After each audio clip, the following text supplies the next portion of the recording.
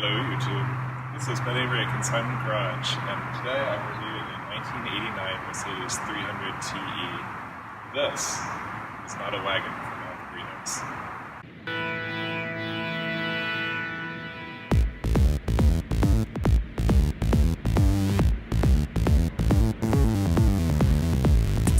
This is the chode mirror. And what's very satisfying is the way they slowly click up or down, and then all the others follow. They make a nice little click. It's just one of the most sublime, sensual experiences. Wow.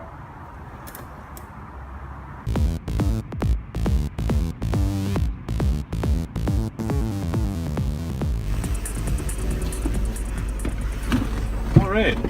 Be nice to take you for a little drive just so you can see what this car is all about. Buckle up, YouTube. Oh, it's like you're a person with me. Alright, so we're in the drive. We're slowly pulling out of the garage, minding not to hit any other customers of other businesses nearby. And we're in the parking lot. Power delivery is really smooth, and it always gets in like the highest gear possible wherever you're driving. So unless you're absolutely flooring it, it's gonna be in a really high gear. And here we go. Power is pretty decent. It's adequate for moving the car at least. You don't really have a, I don't know, it's not that quick, but it feels good, you know? There's a good bit of torque from the straight six. The suspension is incredibly smooth. I believe I left the back door open, so you are hearing more road noise than you normally would.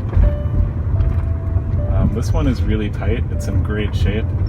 I'd recommend, if you're buying one of these, to really look around for a while and get the nicest one that you can find, because the little things really add up, like little electric motors and bits and things that don't work, things that are hard to find. If the climate control isn't working, that's a complete pain in the butt / a lot of stuff to repair.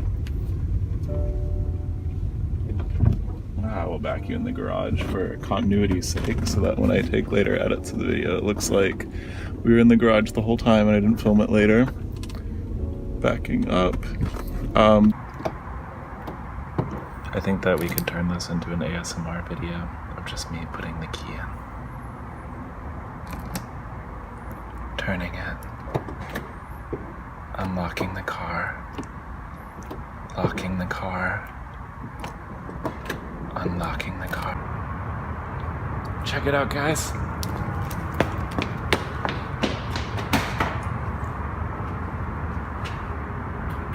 I'm parked on the right side of the street. Now I'm parked on the left side. Now I'm parked on the right. Now the left. Now the right. Now the left.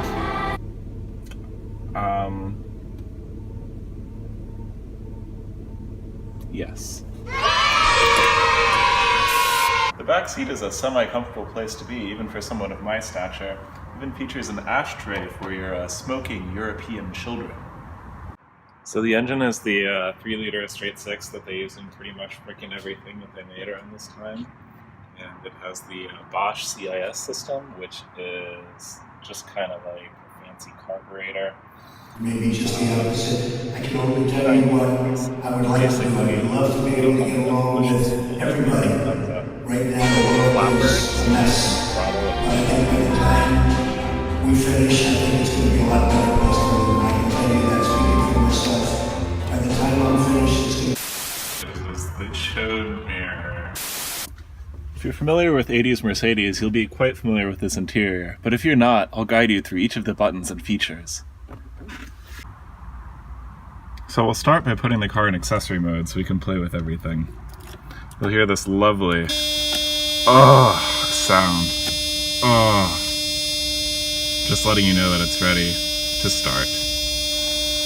And that the key is in.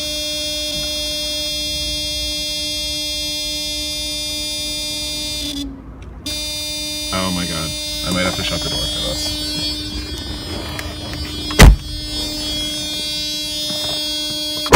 There we go. Much better.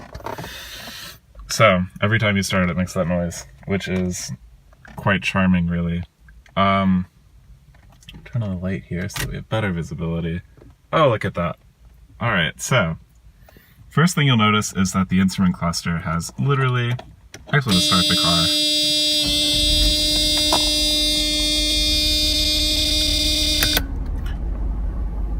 So, the instrument cluster. The odometer in this one does not work because it's a common failure point for these 80s German cars, the VDO gauges. Little plastic gears are brittle and break. So you'll see that you have your fuel level, oil pressure, economy gauge, which is just a vacuum gauge to let you know how hard you're pressing the gas, temperature, speedometer, tachometer, a cute little analog clock so you know whether you're on time or not, and then a thermometer down there. It's currently 49 degrees. Look at that. Over here you have your light switch, and right now the headlights are on. You can turn them to just the running lights off. Or, check this out, you have your right parking light, which only activates the lights on the right, and your left parking light, which only activates the lights on the left. But why would you do that, you ask? Well, apparently, in Europe, you actually leave them on when you park the car, so you'd want to illuminate the side that's on the street so it doesn't get hit. Pretty cool. Alright, now if you pull it out, you have your fog lights, pull it out again, you have your rear fog light, which a lot of idiots drive around with, and it looks like they're braking when they don't need to. Anyway, so that's fun. Over here you have your power seat controls. You can go tilt back, tilt forward. You can tilt the seat bottom if you want to go up or down, move it forward or backwards. And you can move your little headrest up and down, which is pretty cool.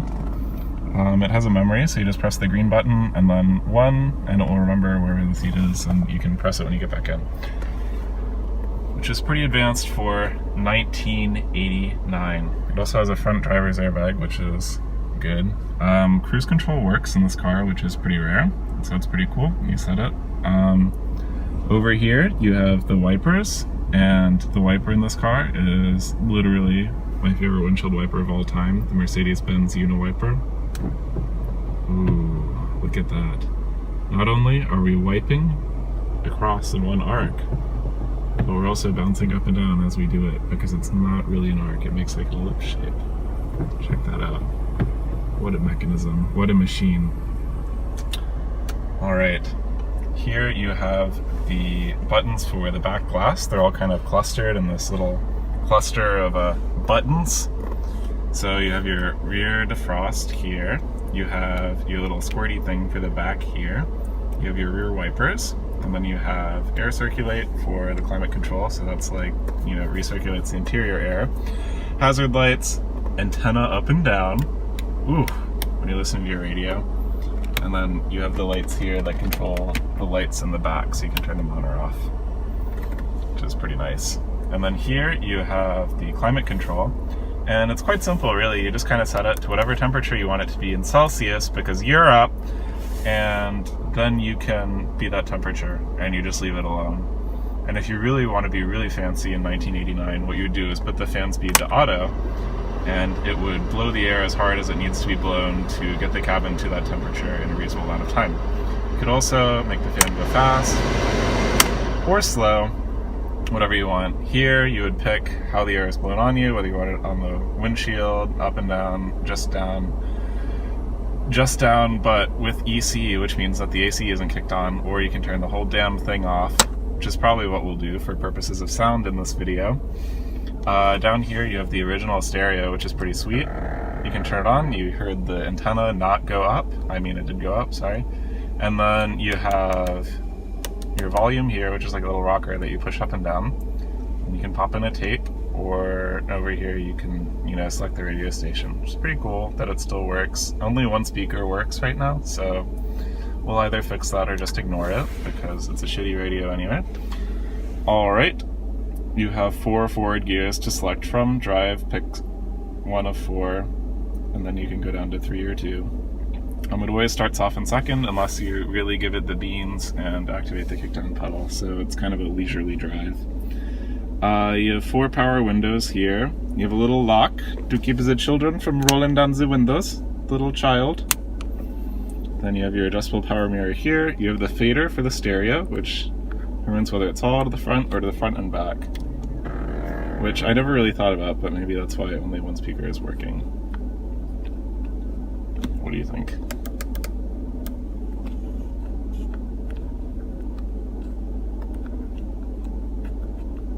Not the back ones for sure don't work. All right, let's see.